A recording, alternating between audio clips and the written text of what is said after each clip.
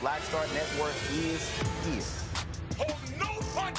I'm real revolutionary right now. Support this man, Black Media. He makes sure that our stories are told.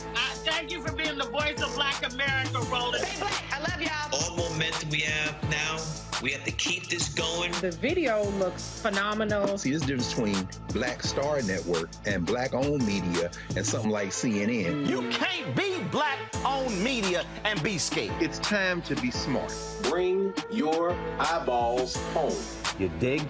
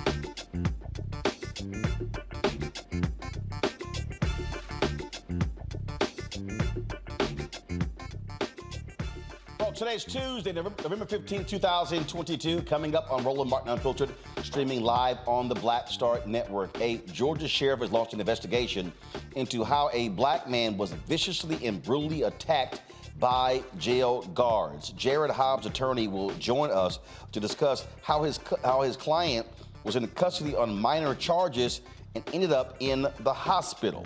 In staying in Georgia, Democratic Party, the Warnock for Georgia campaign, the Democratic Senatorial Congressional Committee, they are suing the state over the issue of early voting. Republicans are claiming that there cannot be early voting beginning the day after a state holiday, one honoring a violent racist Robert E. Lee. But this differs from what both they previously said. We'll break down exactly this particular lawsuit. With President Joe Biden's student loan forgiveness stuck in the courts, what does that mean for those drowning in debt? We'll talk with Jared Bass, the Senior Director of Higher Education Policy for the Center for American Progress, the possibility of them extending the folks not having to pay their student loans. So we'll talk about that. Also, since Elon Musk acquired Twitter, it has been an absolutely just crazy show around there. Social analyst and diversity strategist Sheree Mitchell will join us talking about what is next for this app that African Americans have used for mobilization and organization. Could the end of Twitter be near? Also, tonight's Marketplace segment, we're featuring Dope Pieces Puzzle Company. Puzzles that bring black art to life. Also, folks, my goodness, how dumb is Herschel Walker? Wait until I play for you what this fool said about gas emissions and the Green New Deal. I still know what the hell he's talking about. And also, you might remember Virginia McLaurin. She was the sister who was 106 years old, who was so excited to see President Barack Obama and Michelle Obama that she did a dance. But she's passed away at the age of 113. We'll show you, of course, her visit to the White House. It is time to bring the funk on Roland Martin Unfiltered on the Black Star Network. Let's go. He's got it. Whatever the miss, he's on it. Whatever it is, he's got the scoop, the fact, the find. And when it breaks, he's right on time and it's rolling. Best believe he's knowing. Putting it down from sports to news to politics. With entertainment just for kicks, he's rolling. It's on go, roll, y'all. It's Roland Martin, yeah. Rolling with Roland now. He's funky, fresh,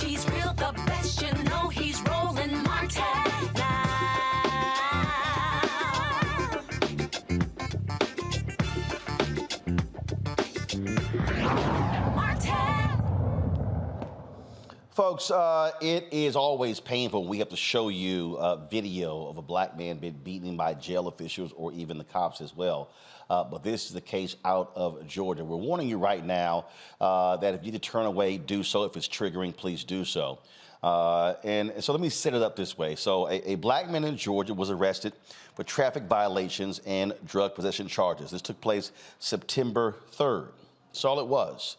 He ends up being viciously attacked by jail deputies, thrown against a wall in Camden County. Now, the security video I'm about to show you has no audio, and so we're just going to go ahead and play it right now, folks. And so, again, this is what happens when they are there in the jail. You see guards there coming up to the outside of the cell where 41-year-old Jarrett Hobbs is being held. And then 4 other guards all of a sudden come in. One unlocks the door, they enter the cell. Now, as soon as the deputies enter the cell, one deputy immediately goes for Hobbs' neck. I mean, so you see right here, okay, no rationale whatsoever. The other deputies follow, attempting to subdue Hobbs. Now, again, there are 4 deputies on Hobbs. They are now punching him viciously. They eventually pull him out of the cell, slamming him against the wall while continue to beat him. Now, you see a black sheriff's deputy steps in. He's trying to somehow intervene. These are 4 white deputies who are beating on this black suspect. And so, you see the black sheriff's deputy. They won't even allow him. He's trying to get in. You can see him trying to get in, trying to somehow. And we don't know, again, in terms of what his position is, what his capacity is. Now we see them out of frame. We don't see, what is happening as he is being subdued. But clearly, that was a vicious attack. The attorney for Mr. Hobbs is Harry Daniels. He joins us right now. Harry, glad to have you on the show. So, first of all, how you doing, Roland? Why were they entering the jail cell? He was already being detained. What have they said as to why they entered the cell the way they did? First of all, thank you for having me. According to their reports and the statements they gave to Mr. Hobbs, probation officer, federal probation officer in North Carolina, the reason why they entered the cell in the first place because they said Mr. Hobbs was being disruptive and was kicking on the cell door. Now, we received video through his attorney who represented him on his federal probation. I give you some content and background as to how a lawyer in North Carolina gained access to the footage. Mr. Hobbs was on federal probation. He had served his time in federal prison for fraud. He was on probation. He was driving through the state of Georgia, Camden County, which is right above Jacksonville, Florida, before he entered to the state of Florida. He was stopped for speeding. Once he was stopped for speeding, it was determined that he had no license. It was smelled, according to the police report, smelled of odor of marijuana. They subsequently did a search, and they found Schedule 1 drugs, which was ecstasy, and he was arrested. So he was arrested on those possession charges, speeding and driving without license. Upon entering the jail, Mr. Hobbs was having a mental crisis. He was having a mental crisis at the time, and he requested to be placed in confinement, or he was determined that he needed to be placed in confinement, kind of like what they call the suicide watch or the mental health unit of the jail. That's why Mr. Hobbs had this gown on, this blue gown, and he was naked up under that gown. Usually when you go into suicide watch or that particular part of a jail, you are your clothes are taken from you just in case you have something that can hurt yourself, your clothing. So he was inside the holding cell. Mr. Hobbs' position that he did not do these things. He did not beat on the door. He was not cursing. I think he said he used profanity when he was accused of beating on the door. They didn't like what Mr. Hobbs said. And even if Mr. Hobbs was kicking the door, once they came into the cell, Mr. Hobbs was compliant. And like you said, immediately, Roland, they immediately went to his neck, grabbed him by the neck, placed him against the wall, and beginning an outright assault on Mr. Hobbs. The way we got the video, well, they charged Mr. Hobbs. All these things that's happening to him, they charged Mr. Hobbs with 9 felonies, 9 counts. They said he beat the officers. He was obstructive. He caused injuries to the officers. So based on that, Mr. Hobbs' probation was violated. Well, Mr. Hobbs' attorney in North Carolina said his client said he didn't do these things. Show us the video. Wait. They claim that in the video that we just saw, Hobbs assaulted them.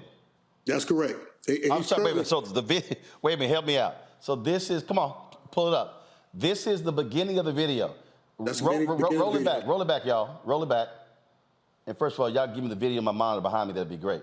So freeze it right there. No, go back. So here's Hobbs in the video. I'm not quite sure what's in his hand. His back is to, don't play it yet, please. His back is to the door. Mm-hmm. He's not even looking at the door. Leave it right there. His back is to the door. So he's not looking at the door. Obviously, they unlock, come in. Now press play. All of a sudden, stop right there. So the officer comes in, immediately grabs his neck, pushes him down, head up against the wall, roll it. Okay, he sits down. Okay,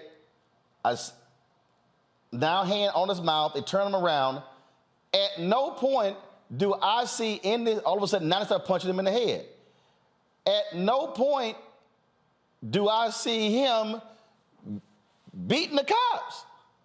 Yeah, it's outright rolling, and I can tell you that we get that. And that's what they put in the police report, right? That's right. So they put in the police report that he assaulted them. There we go, lying in reports again. Go ahead. He was charged 9 counts. So that was one of the bases that his probation officer said, we're going to violate your probation because in Camden County, they said you assaulted and obstructed 9 counts of obstruction. Well, his attorney in North Carolina sought that information and said, well, show me the video. Once the video was received by the probation officer in North Carolina and the United States Attorney's Office in North Carolina, where his probation case was pending, they immediately dismissed. They said there's no way this man had committed assault. So wait a minute, hold up. So the probation officer in the U.S. Attorney's Office said no way, which now means y'all can call them to testify against these officers who lied. Yeah, and not only did they beat him, they lied to the Department of Justice. They lied to the courts. They lied to the federal government about what happened to Mr. Hobbs. They never thought this video would come out. The way this video came out, because they had to produce this video to the federal government, the prosecution for Mr. Hobbs' probation violation. They had no choice. His lawyer requested it, and once he requested and saw what happened to his client, he immediately knew that you need to get a lawyer, you need to get a civil rights attorney, and they called our office. This is the thing that I say this all the time, that these cops, they lie repeatedly in their police reports. And this is why, and I'm not suggesting that body cam footage is the be all to end all, but this is precisely why you have to record everything with these cops. Dash cam videos, body cam videos, cameras in jail cells, because they will lie in order to protect themselves to try to sit here and throw somebody in prison. Yeah, Roland, when I was a defense attorney, a lot of times we would see reports from law enforcement. Those reports are slanted towards prosecution, not until we actually saw the video, the evidence, or talked to witnesses, and witnesses say, hey, I didn't even make those statements. I think those statements were made by the police. I'm not saying it always happened, but in this case, they never thought this video would see the light of day. This video, as a black man, and watching this video, this man getting beaten, and another thing that stood out to me about these police officers, it doesn't matter the race, but race plays a part. They beat him. He was not fighting back. Then you see the other detention officer, a black man, stand by and do nothing. Well, actually, I get your point.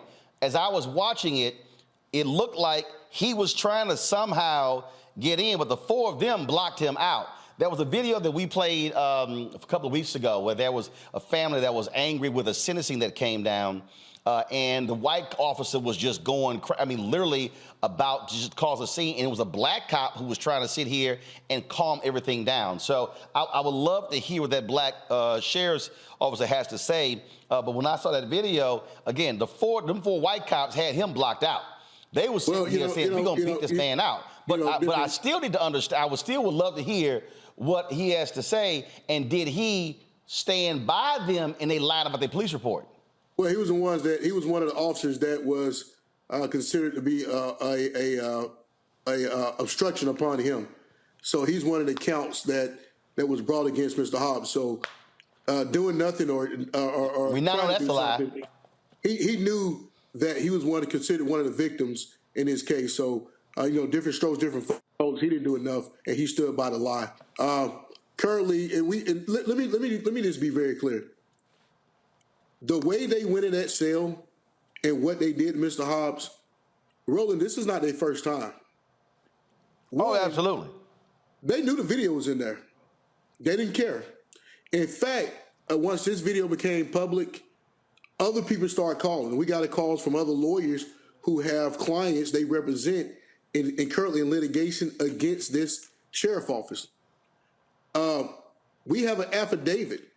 And we will release this affidavit probably tomorrow to the media and the public, where the person who was in charge of doing the investigations inside of the jail, use of force investigations, that they try to cover up. She testified that they tried to cover up use of forces because they didn't want to appear that they was liable or admitted to liability in there. She gave an affidavit.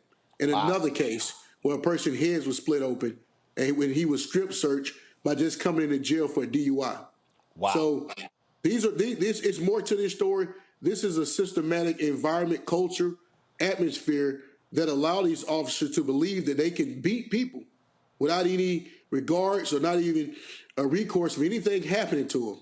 So, you can look at this video. They are stomping this guy. It's like a gang initiation. Like they try to initiate him into a gang. They're beating him, and there's nothing that can be said. This is a video where it shouldn't be polarizing. If this was a dog they were beating, they'll be charged with cruelty to animals. The Georgia, we just learned recently, as an hour ago, that the Georgia Bureau of Investigation will be conducting an investigation in this matter. The district attorney has called on for the Georgia Bureau of Investigation to conduct an independent investigation, and not just that, Roland. We will be reaching out to the Department of Justice for the Federal Bureau of Investigation. Well, I'll tell you what. Also be trying to investigate as well. Well, with the kind of action Kristen Clark's Civil Rights Division has taken against other jail guards and wardens, I fully expect these folks to be facing some federal prison time for their behaviors. Attorney Harry Daniels, we appreciate it, man. Thanks a lot. Appreciate it, Roland. Hey, man, it's always good to have a Q on your show. Well, somebody got to feel sorry for y'all. I appreciate it. Thanks a bunch. All right, y'all. Speaking of a Q, Michael Brown, former DNC chair, Finance Committee, he's so happy he finally got a Q doing something of value on the show because he's tired of these alphas running this thing. Also joining us, Dr. Larry J. Walker, speaking of an alpha, assistant professor, University of Central Florida. Rebecca Carruthers, she's the vice president for Fair Elections Center. And I am, she's throwing up her pinky. So, we see you. And of course, this was one of the souvenirs I got in 2020 from the Warnock team. It's a little chilly here. I decided to wear it. And yeah, Michael, I'm repping that alpha. It's black and gold. The colors ain't no incident, ain't no accident. All right, let's get right to it. Larry, I want to start with you. Look, I keep saying over and over and over again, cops, if they lie on the reports, automatic firing. Automatic firing, because that's an official document. They're under the color of law. And this is the stuff that Kaepernick was protesting when all these white folks lost their minds. And we see what happened, and they straight lied. The video does not lie. They didn't get attacked, didn't get hit. They straight lied. I just believe if you lie on a police report, it should be automatic firing, and you should not be allowed to work in law enforcement ever again. I agree 100%, Roland. And it's an interesting watching, it's sadly watching the video. It reminds me of many of the other videos we've talked about on your show in terms of how law enforcement are treating folks, whether, it's police on the street, treating Black people on the street, or if they're waiting trial for whatever, for various reasons. But we've had to put an end to this. I agree with you that these individuals should be fired immediately. They lied and also submitted a document in which they lied. The other thing about it is, and you had the gentleman's civil rights attorney, he talked about the 8 or 9 counts they charged him with. I mean, you can essentially end someone's life, the ability to find a job, find somewhere to live. And so we have to keep all this in mind in terms of filing a false report. And the other thing is, Roland, in terms of video, you highlighted is that his back was turned. They walked in and assaulted him right away, grabbed him by his neck, and just began punching him severely. The other thing is when he's pulled out and thrown against the wall, I mean, we've seen cases rolling in the past where this has ended up with individuals ended up with, spinal problems, challenges, not be able to walk again for the rest of their lives. So I'm hoping that Georgia and the federal government hold these individuals accountable. And I certainly, I'll feel for this brother who's certainly just, like I said, just kind of, sitting in the cell. But we just can't continue to allow individuals in law enforcement to behave like this, like cowboys, and beat people and then think they will get away with it. We have to charge these individuals, and they should lose their jobs immediately. And Rebecca, that's absolutely it. And these folks who talk about, well, reform and let's give more money to training, they are highly critical of defund the police. But it's amazing for all the folk who love talking about Back to Blue, it's amazing how quiet they get when videos like this pop up. Well, we keep hearing it's only a few bad apples, but it's apparent that it's a bad orchard. The other thing that I do want to talk about when it comes to national standards, there are no national standards for law enforcement. For example, in the state of Alabama, you can have a GED and no additional training to now have a gun and a badge, to have the ability to do the lawful taking of someone's life if, quote unquote, the situation calls for it. So we do need national standards. There has to be training, but even taking a further step back, when it comes to mental health crises, folks should not be in our criminal legal system. When it comes to mental health crises, law enforcement should not be a part of that. Yes, we should figure out for safety, how do we make sure that there's adequate counselors and adequate people to protect the counselors going into sometimes volatile situations. But it's apparent our criminal legal system just isn't working out for us. And I would say on a personal note, I have family members who have mental illness. And one of the things that my family talks about is, what do we do in a crisis? What is our plan for dealing with crisis? Do we call the police, or who do we call when we're in the middle of a mental health crisis with some of those family members? And this and Michael, we just keep seeing it over and over and over again. And again, they demonize activists and others who say it's time to end this stuff. But how about the people who are running around supporting these cops stand up? In fact, in Pennsylvania, the Republicans in the Pennsylvania House are trying to impeach Larry Krasner, the district attorney. And who is leading that effort? It's the Philadelphia Police Union, because they are pissed off that Krasner has been holding cops accountable for official misconduct. That's why they want to get rid of him. And Republicans are crying, oh, it's crime, it's crime. Well, they have no proof, no evidence whatsoever. But it is the police union in Philadelphia that's upset that this DA dares to hold cops accountable, just like the union in Baltimore targeted Marilyn Mosby. Okay, that's what, because she decided to hold the cops accountable for the case there. I mean, this is what we're dealing with. These cops cannot stand. Their unions, fraternal order police, they cannot stand accountability. No, and as we've talked about on numerous occasions, Roland, is the politic dynamic. The politic dynamic in a lot of jurisdictions, whether it's a more traditional kind of law enforcement, or whether it's correctional officers, whoever it is, whether you carry a badge or not. Now that we have video of these outrageous acts, frankly, the police union shouldn't want these kind of folks in their unions.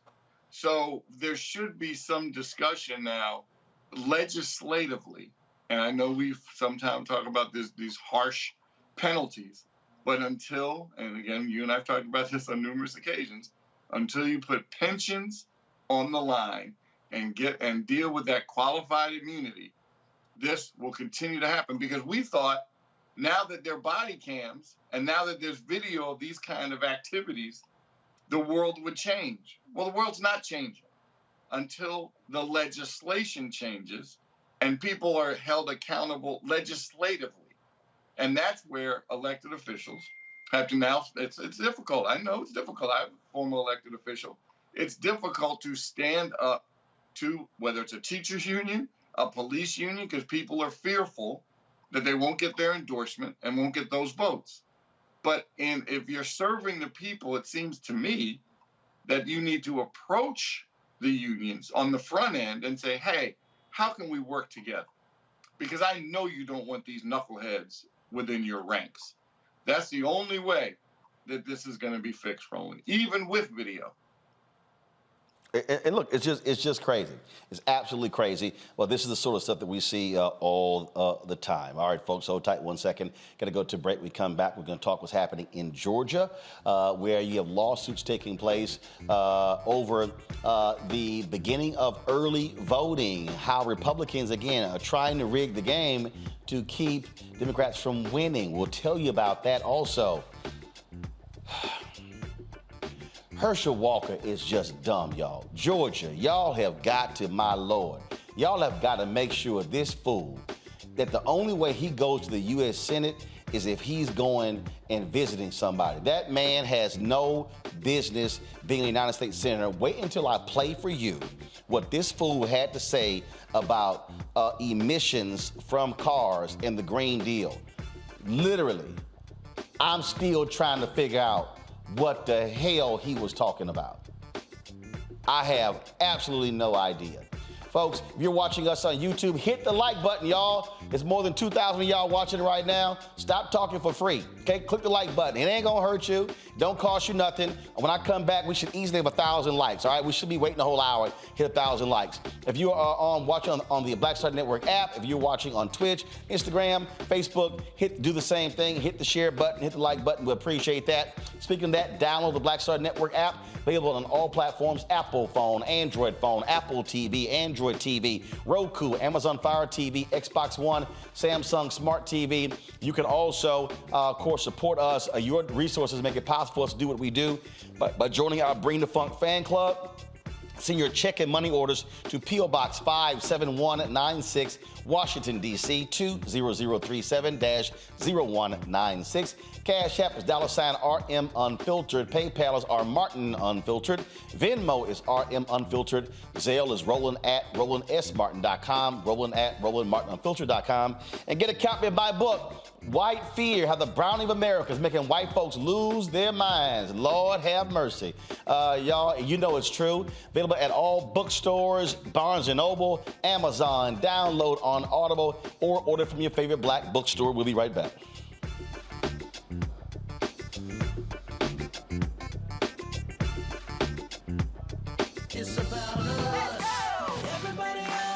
We are in sunny South Dallas. The election is coming up. It's super important that folks know who they are voting for, but more importantly, what they are voting for. Y'all, we got the free shirts and free lunch right over here. Freedom is our birthright. No matter what we're up against, we're sending a message in Dallas, in Texas, and in the country. We won't back down. That's what this bus tour is all about. The housing cost is one of the most capitalized areas that we have found. People who are marginalized, that are brown and black, we are suffering the most, and I think that we have the biggest vote and the biggest impact in this election. I'm voting for affordable housing, for sure. We should not be paying the cost of a utility failure because our elected officials are too proud to say, we need help. I know that we can bring out our people to vote. It's a part of our birthright. Right. It's a part of our heritage, and surely it's a part of our present and a part of our future. That's right. That's what's up. And we won't black down. Forward that message to 5 friends, because in that message, it's got links to how to get registered, how to check your registration status. like I said, 2:30, we'll start rendezvousing right here on this street. I am voting to let our voice be heard in the rural communities that, hey, we are people too. There are things that we need. Free shirts, free food, and lots of power.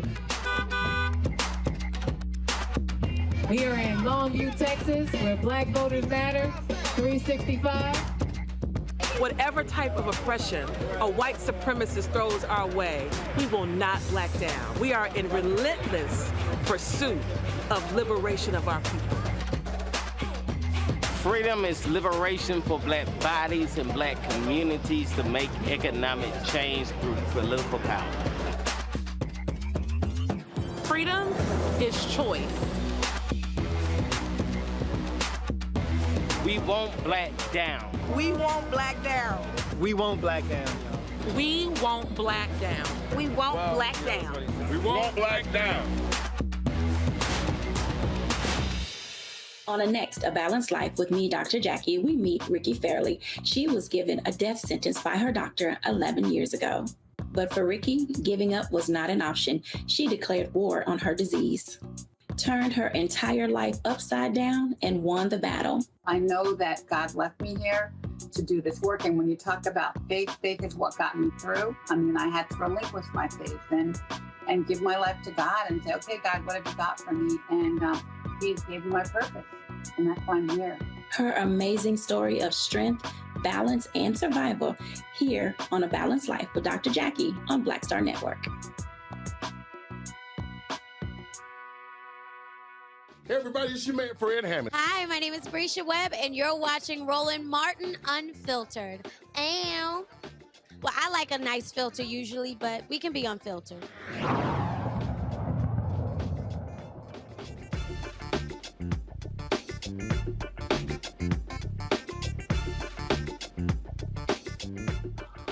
A Missouri federal judge has blocked President Joe Biden's student loan debt forgiveness plan.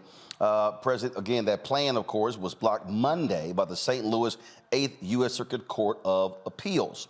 The court continued a block on debt forgiveness stemming from a court case in October where the court put the program on hold while it considered efforts by several states that questioned whether the Biden administration can waive or modify the terms of federal loans. Jarrett Bass is the Senior Director of Higher Education Policy at the Center for American Progress. Jarrett, glad to have you here. Some folks are saying that the Biden administration should have anticipated these court moves and should have moved faster to be able to get folks to apply and then to begin the process of student loan debt forgiveness. Now we're hearing the White House is considering extending this moratorium on paying back student loans. What are y'all hearing, and just what do you think again of these federal courts stopping this action? First, I just have to say, the Biden administration set out at the beginning of this whole program, assessing their legal authority and in their opinion, and they've even doubled down on that most recently, do believe that they have the legal standing, legal authority to be able to issue broad-based debt cancellation. And so they are in the process of appealing, the court's decision, Northern District Court, Texas, a Trump appointee who actually issued that opinion late last week, 2 days after the election. That's one. This is something that we will see the White House continue to fight, as they've said that they believe that the law is on their side. It's important to note that some 40 million or plus 40 million, individuals in our country are going to be eligible or are eligible for debt cancellation. The White House had already received over 20 plus million applications when the program was active. And also had taken steps to process around 16 million. So that's 16 million borrowers who were just on the cusp of relief, before this opinion had come down. And that program is going to be open through December 2023. So, we were likely to see, and we saw steps in the administration taking steps to provide relief, as it said it was going to. I think the part here not to get lost is, while debt cancellation is one piece, this was part of a larger comprehensive plan from the White House to address the issue of student debt in our country. So we saw that with, changes to the public service loan forgiveness that came out, extension of the payment pause, which I'll talk about here in a minute again, and then also income-driven repayment plan as well that the White House and Department of Education are still working on rolling out to make repayment and life easier for borrowers once student loan payments turn back on. So one thing up for consideration that we're hearing is, whether or not, as part of this comprehensive plan, since debt cancellation is temporarily on hold, whether or not it would make sense to extend the payment pause beyond January 1st. And that's something that, reporting from Washington Post and other outlets has reported, the White House is considering. So I think, all options are on the table, but, this is still part of a comprehensive strategy from the White House and from, those in Congress who support it to pursue, debt relief for borrowers. But is there anything that people can do, or is this simply now going to have to just wind itself through the court system? So while this is winding its way through the court system, one easy task, for those who have student loans is just to sign up for updates on studentaid.gov. So that same website that people were using to fill out the application for debt relief, they can go on studentaid.gov and sign up for updates for information around the status of the program, what the administration is doing, and also for updates around some other key initiatives that the department's working on to provide relief to borrowers. All right, then. Well, look, this is one of those issues that played a huge role in the election. It has major financial ramifications, and we certainly hope to see some action, some positive action from these courts when it comes to this issue. Thank you. All right, appreciate it. Thanks a bunch. Back to my panel here. Michael, look, here's the deal. This is why we talk about why courts matter. You have Republicans who seek out these Trump judges for the purpose of, again, getting them to rule a certain way. Democrats now control the Senate. They now will have another 2 years to continue to fill as many of these federal vacancies as possible. This is why this is important. And I love these yahoos who try to come at me talking about, oh, you've been a shield for the Democratic Party. I can show you case after case how Trump-appointed judges are ruling against issues that many of us care about. This is why how you vote matters. Who controls the White House, who controls the Senate, has an impact on who these federal judges are who serve for life.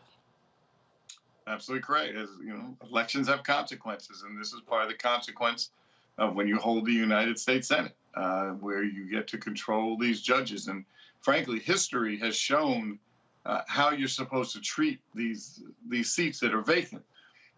For example, and we'll just use the last couple of presidents, President Obama did not do a very good job of filling these seats. Yes, he appointed a couple to the Supreme Court, clearly, and I'm not saying he didn't appoint any federal judges, but it's almost like his team was always looking for kind of the perfect judge. Like, you could never have gotten a B on your report card ever in life to serve. Number 45, however people refer to him, it did frankly a great job. He didn't care. He just wanted a conservative judge that was young. If you fit those two criteria and that you were on the Federalist list, if you're on that list, you were young. Obviously, if you're on that list, you're already very conservative. That's good enough for him. And he was just filling these seats that Obama didn't fill. To President Biden. Well, actually, remember that Obama was also blocked from filling. Mitch McConnell, the Republicans, blocked. But you're right. The Obama folks were not aggressive in those first 4 to 5 years when they controlled the Senate to be able to appoint judges. As I mentioned, having the Senate, elections have consequences. President Biden, to his credit, is filling those seats, those vacant seats that 45 didn't get a chance to fill because he was not reelected. Now Biden is going to fill those seats. And so hopefully you'll start to see a change in those district court judges, then the appellate judge, and then obviously you have folks that can serve on the Supreme Court. So elections have consequences. I'm glad we still hold the Senate. So President Biden will continue to get these judges through. And I'll tell you this, Rebecca, it really pisses me off when I hear these idiots who talk about, the Supreme Court Justice Ketanji Brown Jackson, that's not substantive. And we see story after story of how federal judges rule. I mean, look, the black judge in D.C., Judge Emmett, name is last name, he just ruled against Title 42 that's been used to deport illegal immigrants. Federal people. I say this repeatedly because again, this is the craziest thing. I am a native of Texas. It is stuck in my head. Justice William Wayne Justice. Why? I don't know. There's no other federal justice besides the black ones, that federal judge that it just stuck in my head. Why? Because for more than 20 years in watching the news, his name was always in the news because he oversaw the Texas jail system, the Texas prison system. It was always in the paper. It was always on television. So for more than half my life, I kept hearing about this judge, federal judge William Wayne Justice, perfect name for a judge, who oversaw the heinous, corrupt Texas prison system. That is the power of these federal judges. And so when people are walking in that ballot box, that's one of the issues you should be voting on. Who will be the kind of judges this person appoints? Well, one thing that we see on the conservative side is that they have a list of folks who they want to make sure that they become judges once they're in power. So on the progressive side, we need to see that list too. The reason why we need to see it, so those conversations can happen within communities, so folks know, hey, if I vote for this particular person, then these are the types of judges that they will appoint. I will say, out of the four of us here, I'm still paying on my student loans. And I'm not happy that I still got student loans that I'm paying on. But even with this latest batch of lawsuits, including the threat of lawsuits since August, the student loans that I have is under the FELP program, the Federal Family Education Loan Program. Those particular loans don't even qualify under Biden's plan. But then initially Biden was trying to make those qualify. But then there was a threat of lawsuit. So then Biden said, well, hey, if you are able to consolidate your loans into direct loans serviced by the Education Department by September 29th, and it's one of those FELP loans, then yeah, we could go in and pull you in too. However, many people who I know, like me, didn't consolidate in time. And also some of those people now are in points of their career where they're making just a little bit above what the threshold is for that forgiveness. So we're all still paying loans and we're in our 40s. Larry. Yeah, so when I say to my colleague, I'm in the same boat with you in terms of continue to pay back, student loans. And Roland, one of the points I want to make about this issue regarding student loan debt is this is a civil rights issue. And I don't think the Biden administration, purposely or not, didn't frame it in that way. We know based on the data that African Americans incur more student debt than former white students. And we know this because this is connected to racial inequities in our country, particularly when it comes to housing in terms of how much wealth you have to send your kids off to college. So once again, Black folks incur a lot of debt. So we have to shape this as a civil rights issue. And I certainly hope that the Biden administration does extend the moratorium because, it's just not realistic, particularly during holiday season, to think that people are going to be able to restart and start making these payments over again. And it's going to be really interesting in terms of how, in terms of what happened with the courts. Already, the Biden administration's had 2 losses back to back. But I also want, like I said, highlight, as I said, this is a racial civil rights issue, is that many of these Trump-appointed judges understand that. In fact, we saw a couple weeks ago, Roland, when the lawsuit was filed, they specifically talked about, I think it was somewhere in the Midwest, specifically talked about that the student loan debt disproportionately benefits Black students. So let's be clear about what this is in terms of, once again, this is centered within economics and race. Folks, this is real simple. As you're sitting out here and you're sort of deciding what it is that matters to you, understand we're going to see more of this. Understand the courts matter. The right understands that. They've been pissed off with the federal courts all after Brown versus Board of Education. They've been angry about the Civil Rights Act, the Voting Rights Act, the Fair Housing Act. They were angry at how the Fifth Circuit Court of Appeals, how they really use the power of the law to make desegregation real.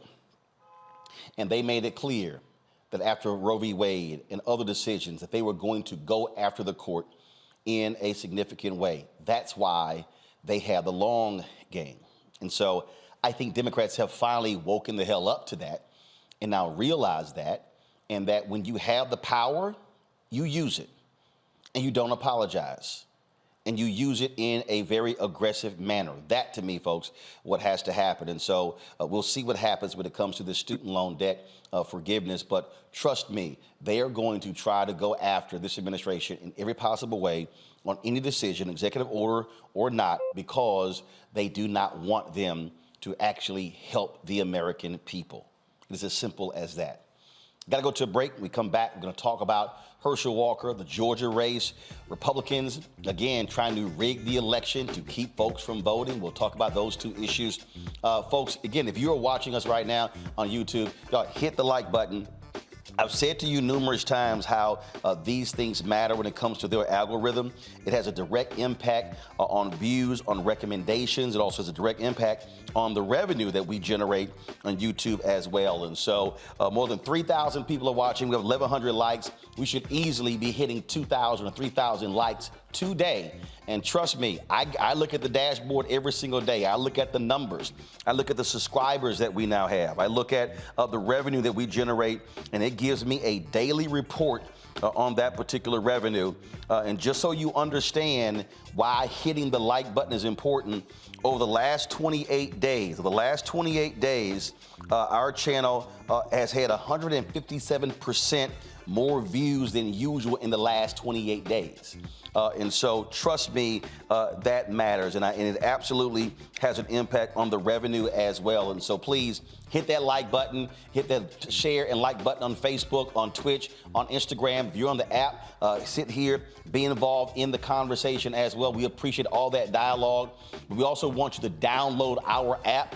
And the reason we want you to download our app is because, and we appreciate being on YouTube, on Facebook, on Instagram, on Twitch, but we don't own those platforms. If they decide to all of a sudden make a shift, well, then we are beholden to that. But by having our own OTT network, we control that 100%. It is 100% Black owned. And so we want you to download the Black Star Network app, available on all platforms, folks. Apple phone, Android phone, Apple TV, Android TV, Roku, Amazon Fire TV, Xbox One, Samsung Smart TV. And we also want you folks to join our Bring the Funk fan club. I've said on numerous times, folks, that we need 2,000 fans this month and in December, contributing an average of $50. And what we ask of our fans is to give $50 for the year. There are people who say, I can't afford that. They give less. We appreciate every dollar. There are people who give more. I've had people literally walk up to me at events to put money in my hand, checks and cash in my hand, saying, hey, I support this show. Your dollars absolutely are critically important to us because we're out here fighting the good fight when it comes to advertising. Yes, you've seen ads from Target, and we appreciate the buy that they did. We previously had ads last year from Amazon and Verizon. You've seen ads from Coca-Cola, but we don't have year-long contracts with these companies. And so your resources make it possible for us to do what we do. Over the next several weeks, y'all, we're going to be in Georgia. We're going to have multiple crews in Georgia. And we're going to be at the Bayou Classic. We're going to be at the SWAC Championship. We're going to be at the Celebration Bowl. We're going to be covering these events. DeMario Simmons is trying to get me to go to Oklahoma to cover a story there. All of this actually costs money. And understand, like the other day when folks are like, hey, Roland, it would be great for you to come down here and volunteer with us in Georgia. Guess what? The airplane ticket, that ain't no volunteer money. Paying the crew, hotels, per diem, all of that actually costs. And so your support is critically important for us to do what we do. And again, what our target goal for the year is for 20,000 of our fans to annually give at least $50 each. That comes out to be $1 million. That absolutely is huge for us to be able to do what we're doing.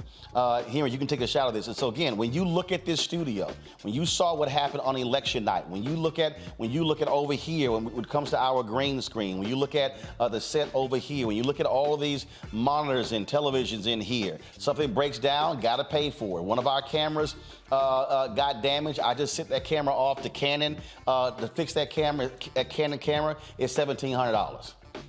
That's just straight up.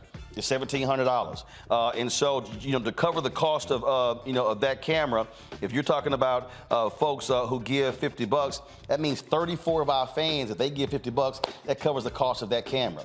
That's just straight up real. And so again, what you are seeing, what we're building here is something special, and this is not just about me.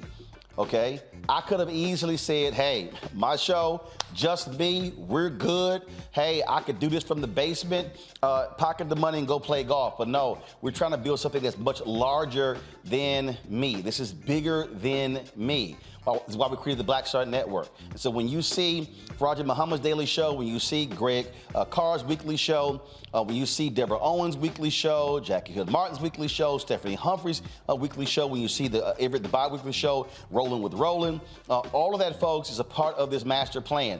The events that we cover, and I'll give you the perfect example. When you're seeing us cover these live events with Associated Press, do understand, Associated Press is costing $195,000 a year. So when you see us we're showing live events from Capitol Hill, these hearings or other events, that actually we're paying for that. That's almost $200,000 a year for that. When you look at our Black Star Network app, that's $160,000 that we pay annually to Vimeo to house and build the particular app, okay? Where we are, this fantastic studio, 5,200 square feet here on Black Lives Matter Plaza in Washington, D.C. This is $16,000 a month. And I'm purposely laying these numbers out to you because I think a lot of times people actually call me and they don't think this thing is real, and I'm walking them through what these costs are. When you look at the lighting that you see right here, go back to that shot there, Henry. When you see the lighting here, folks, we literally just finished adding the additional lights in here to light the entire studio. I just got the invoice today. This is $13,500 to finish what we did. And so I just need you to understand that, it is real. And so when people call me, hey man, we'd love for you to cover this, not understanding when we get in that vehicle, that gas, that crew, all that stuff costs. And so we're trying to build something and understand, we look at the numbers. Fox News brings in $1.5 billion a year. CNN brings in nearly $1 billion a year. MSNBC, almost $700 million a year. There is no, and let me repeat this, there is no Black-owned media company that does the amount of news that we do day in and day out. Not Ebony, not Black Enterprise, not Essence, not Group Black, not Blavity, not Byron Allen. None of them do what we do on a daily basis. And so we're upstart.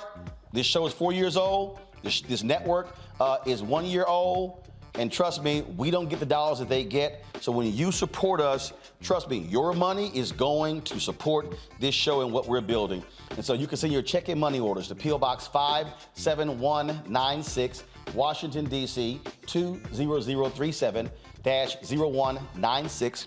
The Cash App is $RM Unfiltered. The PayPal is R Martin Unfiltered. Venmo is RM Unfiltered. Zelle is Roland@RolandSMartin.com. Roland@RolandMartinUnfiltered.com. And when you buy a copy of my book, White Fear, trust me, that money goes into this show. I made that decision, and so just understand what it is we're trying to do here. And so White Fear, how the browning of America is making white folks lose their minds. It would be great for us to sell 50,000 copies of this book.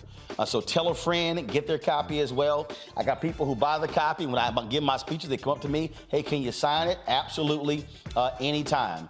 And so And Ben Bella Books, I partnered with him to publish the book. There were other major publishers who passed on the book because they thought it wasn't going to sell. I would love to show them how wrong they absolutely were. And so again, Ben Bella Books, Amazon, Barnes & Noble, IndieBound, Bookshop, Chapters, Books A Million, Target. You can also download your copy on Audible, order through your favorite black bookstore. Going to a break. We'll be right back. On the next Get Wealthy with me, Deborah Owens, America's Wealth Coach, we talk about the principles of mindset, strategy, and execution. This week, we're adding a fourth, faith. You're going to hear from a mother and daughter duo who are helping thousands of Black women build wealth, all through their faith. You are more than you can ever imagine.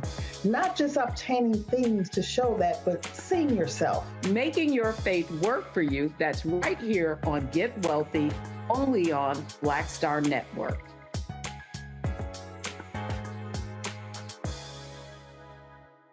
Pull up a chair, take your seat at the Black Table with me, Dr. Greg Carr, here on the Black Star Network. Every week, we'll take a deeper dive into the world we're living in. Join the conversation only on the Black Star Network. Hello, everyone. I'm Godfrey, and you're watching Roland Martin Unfiltered. And while he's doing Unfiltered, I'm practicing the wobble.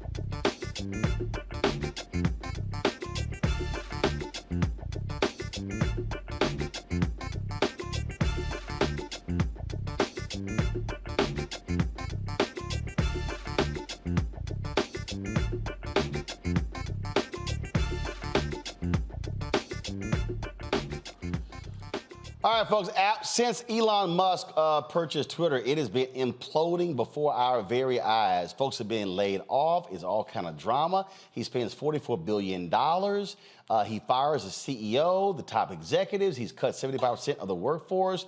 Now they've seen a mass exodus of employees as he announces that bankruptcy is not off the table. Racial slurs have dramatically increased. They've cut back again on the monitoring as well. The Center for Countering Digital Hate found 26,200 tweets and retweets containing the N-word were published between October 31st and November 6th. High-profile users like Whoopi Goldberg, Shonda Rhimes, and others are leaving. Advertisers are putting their money on hold. It is an absolute shit show at Twitter. Joining us now is Shireen Mitchell, social analyst and diversity strategist. Shireen, glad to have you here. I mean, I don't think we've ever seen a company just completely just erode goodwill in this quick period of time.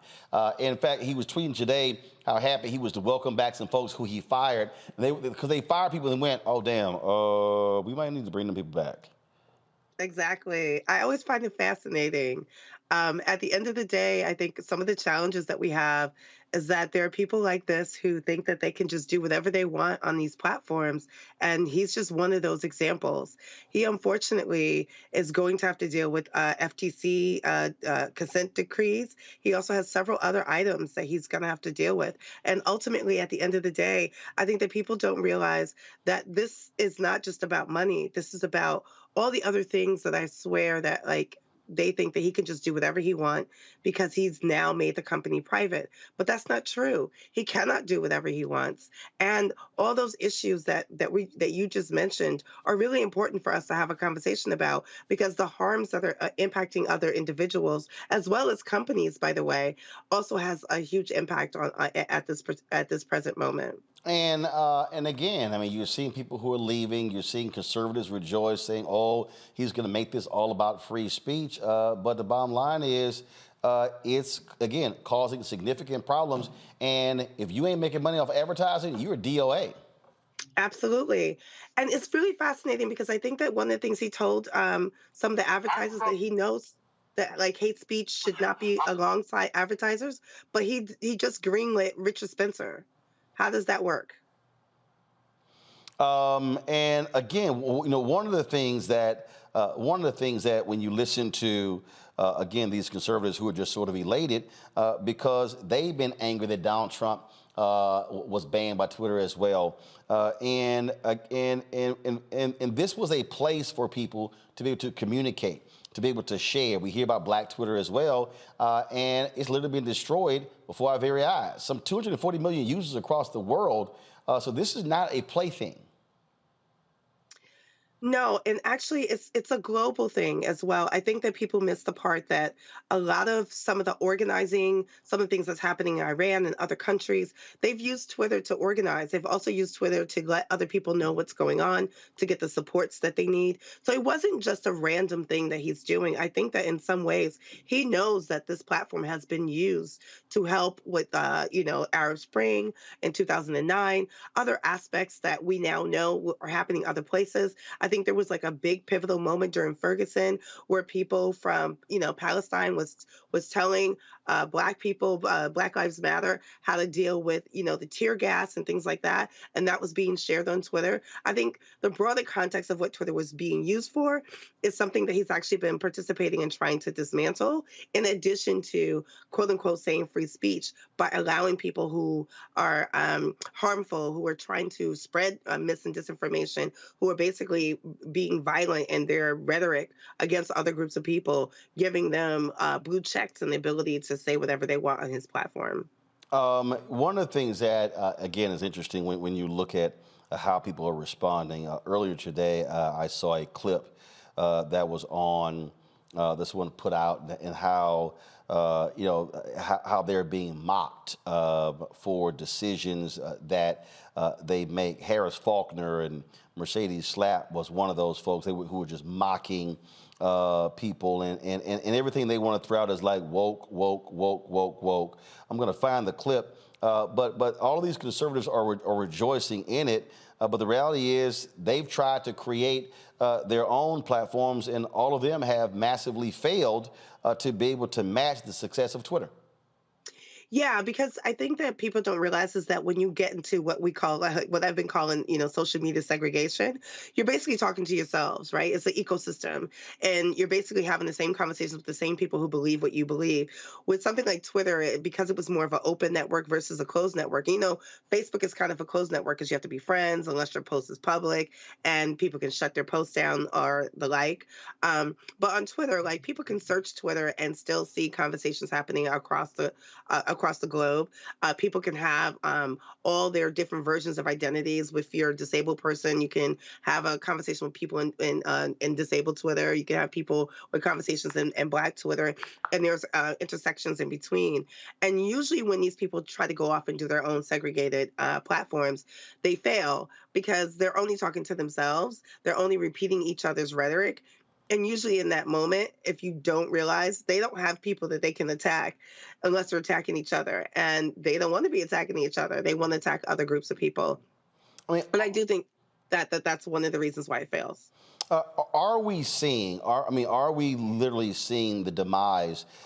Because I just can't imagine advertisers continuing to spend money on this platform, knowing full well that this dude is just nuts. He just, he will go here, go there in a heartbeat. So I think the advertisers would not. I mean, to be honest, right? You want to be able to trust where you're spending your money. If this person decides today, like, oh, you spent your money on this, but that was a promise and a contract that we agreed on, but today I don't want to do that. I'm going to do something different with your money. I think that that's the part that people don't understand. Like, advertisers don't want that kind of instability, and that's what he's been proven to be doing. The other thing that's really clear is the systems themselves are being dismantled. The infrastructure is being dismantled. At some point, some of these things are not going to work properly because the people who could make it work properly are the people that were fired. I think his name is Simon. I think it's Luke Simon, who was like the senior director of engineering, basically fired people and then went into Slack and said, hey, we're going to ask these people back, but we're only asking them back for their knowledge and the things that they worked on. But these were lazy people, and they're not going to be here for a long period of time. Imagine being asked to come back to dump your knowledge into a company and then be fired again. Like, that is literally the problem that we're having, because they don't realize is that knowledge transfer should have happened before you fired anybody.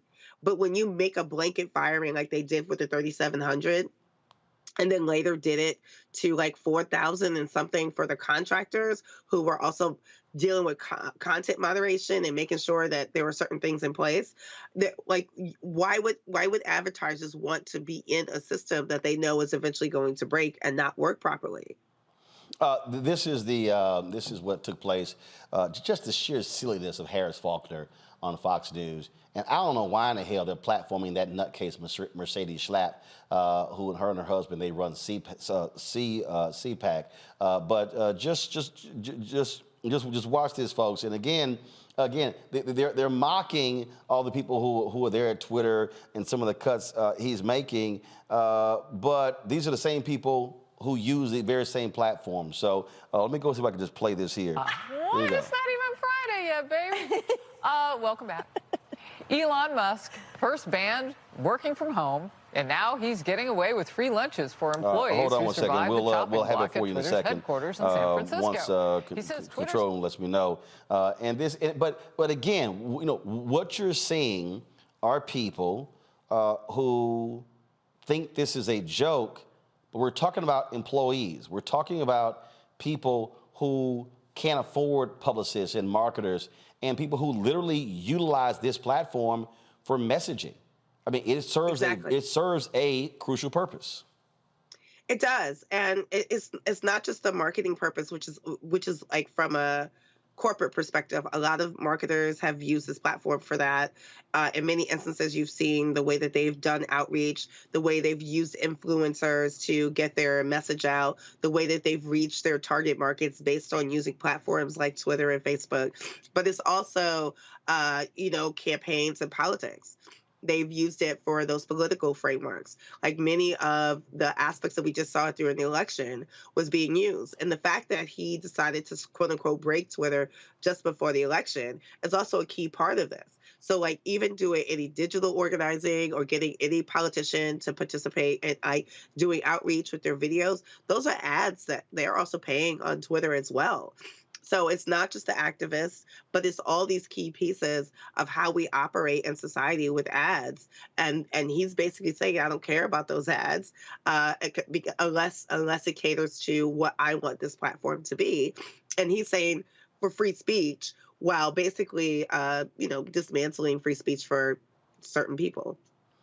Questions from the panel. Let's see, Rebecca, you first. Sure. So my question for you is, what's the path forward? Right now, we see that Twitter isn't capable of protecting those of us who are on Twitter and protecting us against targeted hate. So what's the path forward? How do we as users who are still on the platform navigate this until either we migrate to a different platform or Twitter or Elon Musk figures this out? I don't expect Elon Musk to figure this out, by the way. He happens to be one of those people who believe that he's the one that can fix it, and the people who could fix it, he let go. So I think the reality that I think that for all of us that we need to face is that we need to be able to still operate in this platform. So one of the first things I tell people to do, download your data now, get everything you can off the platform that you've put up here, because that's your content. Make sure you have it, and make sure you have any backup versions of that if you want to share that content anywhere else. But the other piece is that I've seen groups leave en masse, but I've also seen groups huddle together and say, we're going to do our best to protect as many people as we can on this platform, and making sure that they're paying attention. And here's the key thing. I saw many instances where government officials were being tagged as, mis or disinformation. That's going to be a problem, because official sites like the National Wildfire, one of the National Wildfire Associations, their official status was removed. Their blue check might be there, but there will be mimics of that. So now we have to have people paying closer attention to seeing whether or not these are really official organizations or entities or not, because now anyone can buy a blue check mark. It does not mean that they're official. It does not mean they're a real person. It also does not mean that this is not someone who's there to commit some harmful acts. I would say still report them, document it, but ultimately where people are going at this point is places like Counter Social, Mastodon. I'm seeing other aspects of people trying to do community building in other aspects, but up until that moment that we find where everyone else is going, right now some people are still staying to try to make sure that they can have that community. Before I go to Larry, here again is the mocking of Harris, Faulkner, Mercedes. I mean, this is just how silly these people are. What? It's not even Friday yet, baby. Welcome back. Elon Musk first banned working from home, and now he's getting away with free lunches for employees who survived the chopping block at Twitter's headquarters in San Francisco. He says Twitter spends $13 million a year on food service, and that, quote, badge-in records show peak occupancy was 25%, average occupancy below 10%. There are more people preparing breakfast than eating breakfast. They don't even bother serving dinner because there is no one in the building. But the move drew rapid criticism from former Twitter employees. Who would have guessed?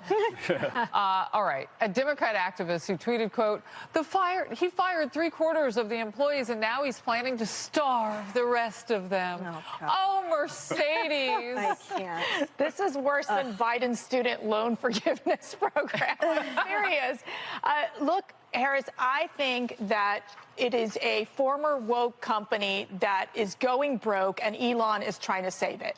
And that's really the result of this. When you're talking about the fact that in San Francisco alone, hardly anyone was going to work. They're spending a ton of money on the property itself. Why not make these fundamental changes? So he did come in with the sink. He's making a statement. He's trying to make sure they don't have to go bankrupt, but it's going to be painful. And these Twitter employees, which are snowflakes, can't handle it.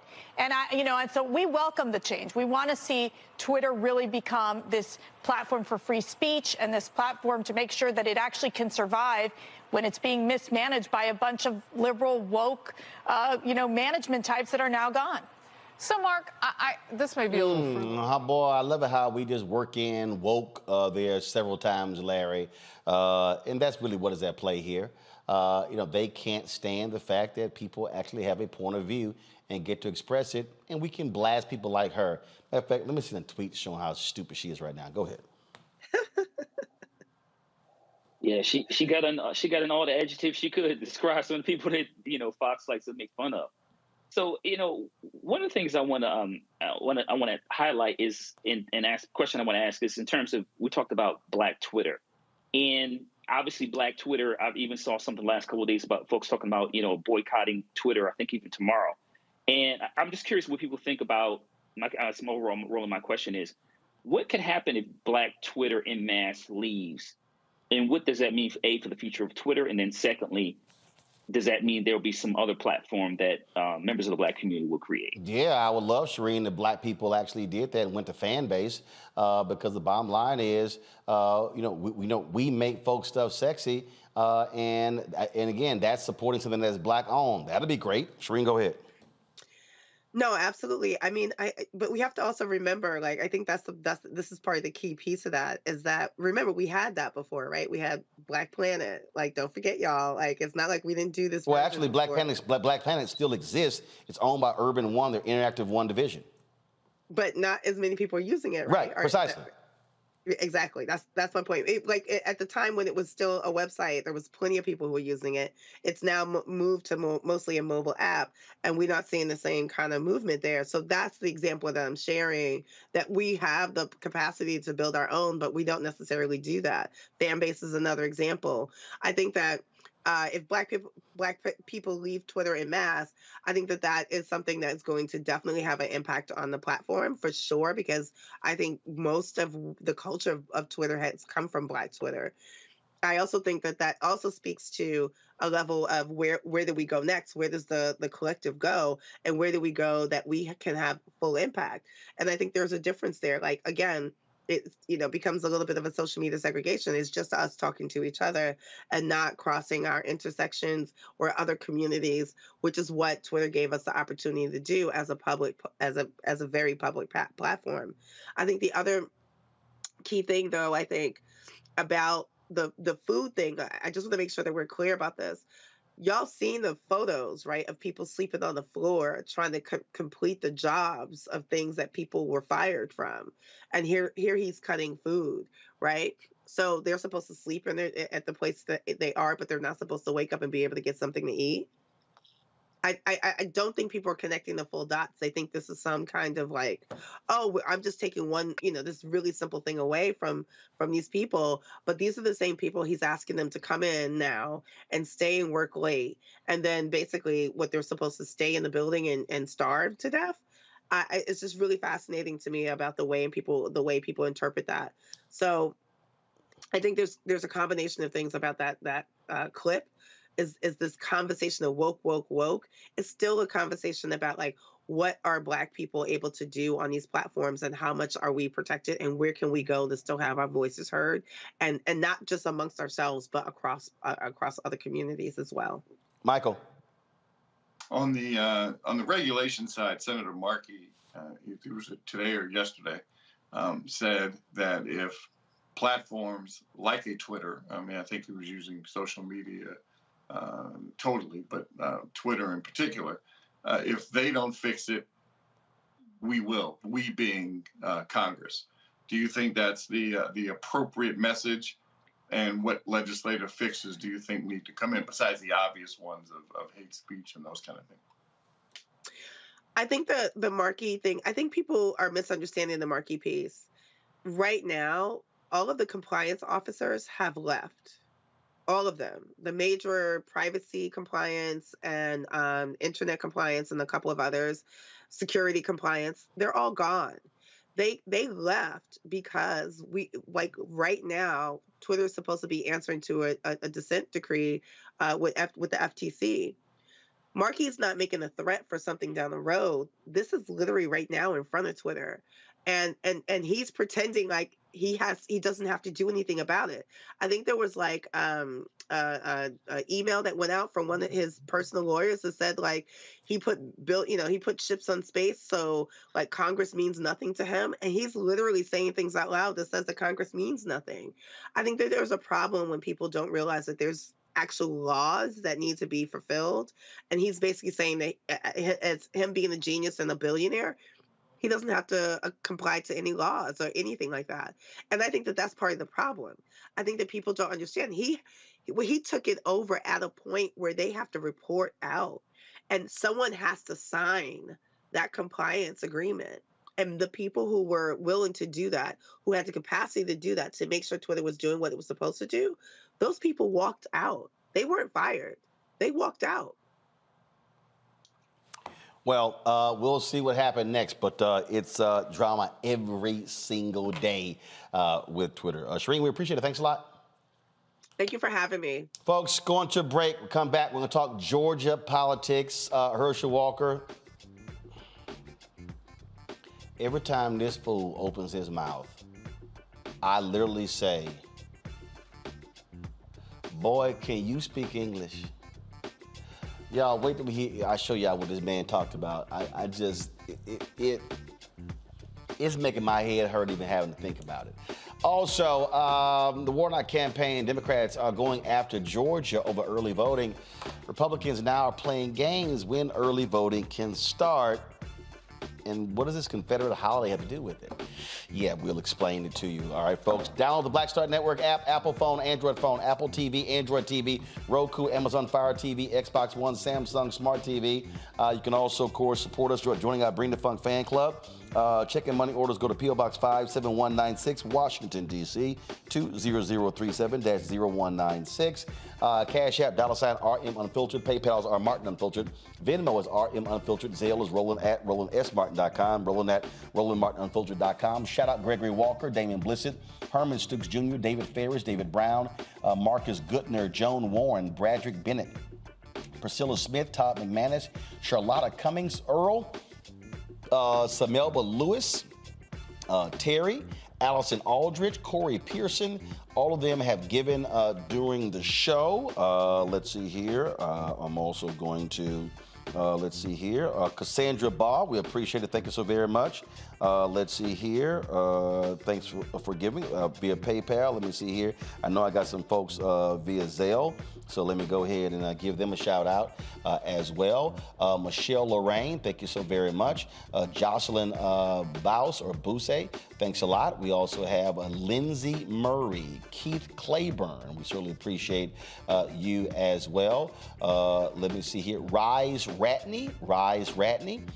We also appreciate you giving as well. Let's see here. Alita Gardner, thanks a bunch. Deborah Slaughter. Deborah, thank you so very much. Sarita Torrance. Sarita, we appreciate you as money. Devin Slaughter, thanks a bunch. And Angelia Thornton Hill, thank you so very much. Barbara Farrell, thank you so very much. Maynard Properties, we appreciate you as well. Janae, thank you very much. You just said something, I got you. Alan Reynolds, thanks a lot. Beverly Green as well. I'm gonna do one more. Shalinda Lewis, Suzanne Allen Murphy, Yamini. Again, thank you everybody who was given during the show since we've been on the air. We'll be right back. It's about us. Everybody all together. We are in sunny South Dallas. The election is coming up. It's super important that folks know who they are voting for, but more importantly, what they are voting for. Y'all, we got the free shirts and free lunch right over here.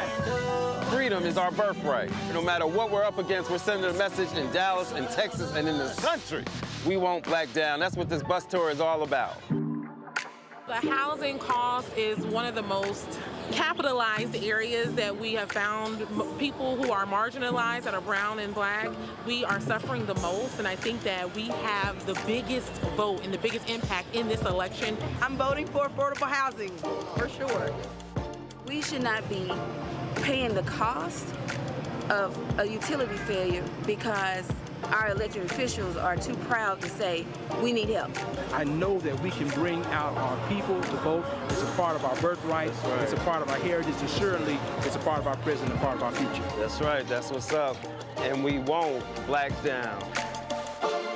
Forward that message to 5 friends, because in that message, it's got links to how to get registered, how to check your registration status.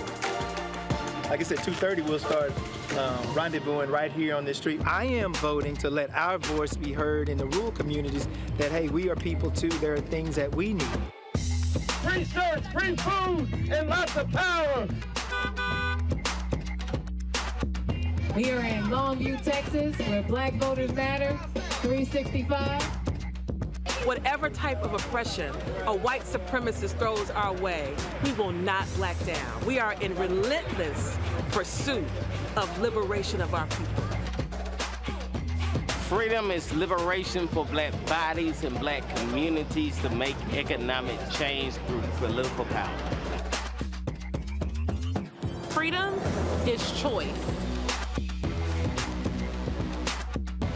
We won't black down. We won't black down. We won't black down, y'all. We won't black down. We won't black down. We won't black down. Hatred on the streets, a horrific scene, a white nationalist rally that descended into deadly violence. White people are losing their damn minds.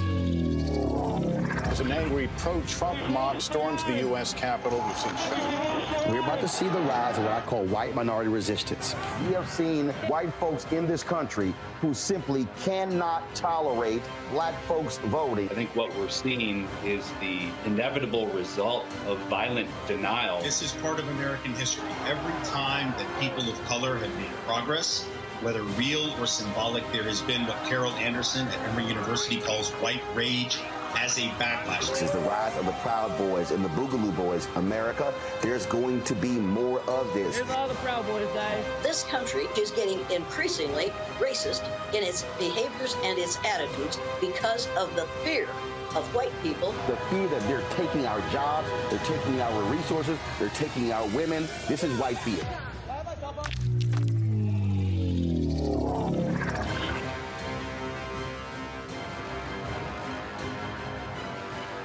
On the next Get Wealthy with me, Deborah Owens, America's Wealth Coach, we talk about the principles of mindset, strategy, and execution. This week, we're adding a fourth, faith. You're going to hear from a mother and daughter duo who are helping thousands of Black women build wealth, all through their faith. You are more than you can ever imagine. Not just obtaining things to show that, but seeing yourself. Making your faith work for you. That's right here on Get Wealthy, only on Black Star Network. I am on screen, and I am representing what a Black man is to the entire world that's gonna see this. And this might be the only Black man, a representation of a Black man that they see. Right. So I am responsible. Right. For how they see Black men. And it's my responsibility to, if I am not playing an upstanding, honorable, someone with a strong principle and moral core, to make sure that this character is so specific. Right. That it is him, not Black men. And I wish that more actors would realize how important their position is as an actor of color, playing people of color on screen. Because there are people that see us all over the world in these different images that we portray. And not everyone knows Black people to know. Yes. That's not all.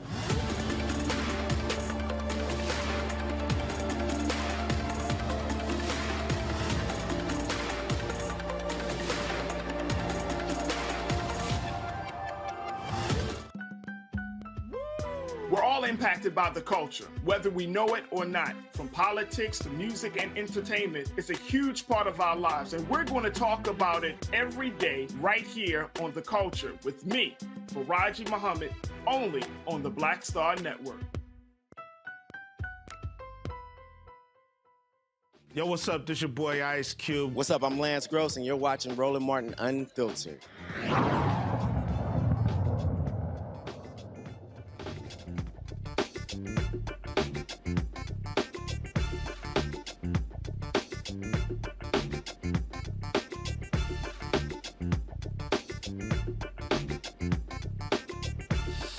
All right, y'all. I have tried my best to just.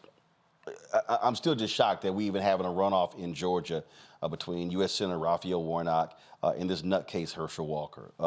Folks, he was at a rally, and he was at a rally yesterday, and the topic dealt with gas emissions and green new energy and all of this. And I just got to play this video, and I can't wait to hear what Larry, Rebecca, and Michael has to say. Because what I heard, this is just stupid.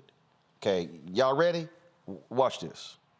I can promise you, Iran, Russia, and they're not talking about trying to charge a tank out in the desert. They're talking about war. And let me tell you this either. If we was ready for the green agenda, I'll raise my hand right now, but we're not ready right now. So don't let them fool you like this is a new agenda. This is not the new agenda. We're not prepared. We're not ready right now. What we need to do is keep having those gas guzzling cars, because we got the good emission under those cars. We're doing the best thing that we can, but we need help. We need help, and those other people not helping us. China not helping us. India not helping us, but yet we're going to do it all because they spending your money. I can promise you, Iran, Russia, and they're not talking.